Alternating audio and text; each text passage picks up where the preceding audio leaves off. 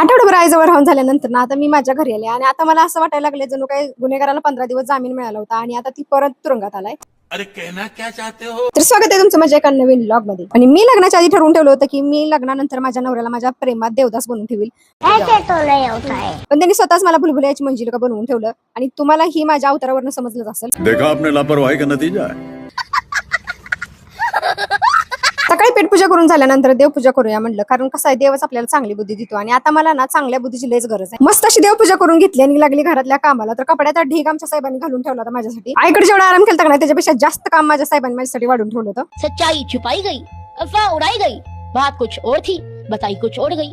आणि कपडे आणि भांडी धुवून माझा एवढा पिटा पडला होता का नाही बोलायचं काम नाही. म्हणून मी आज साधं जेवण बनवलं होतं, वरण भात बनवलं होतं. आणि इथे मी गावाकडनं आमच्या आईच्या हातचं लोणचं घेऊन आली ती. तर ती मस्त असं वरण भात आणि लोणचं खाऊन घेतलं आणि दुपारी अशी मस्त ताणून दिली ती का नाही, ती संध्याकाळी 6लाच उठली. कारण कसं आहे कामाच्या मशनीला सुद्धा आरामाची गरज असते. मी तर एक माणूस आहे. क्या बात कर रहे? आणि संध्याकाळच्या जेवणात मी मस्त असं सुक्क आणि पातळ बनवलं. तर आजच्यासाठी एवढंच. भेटूया नेक्स्ट व्लॉग मध्ये. व्हिडिओ आवडला तर नक्की लाईक करा.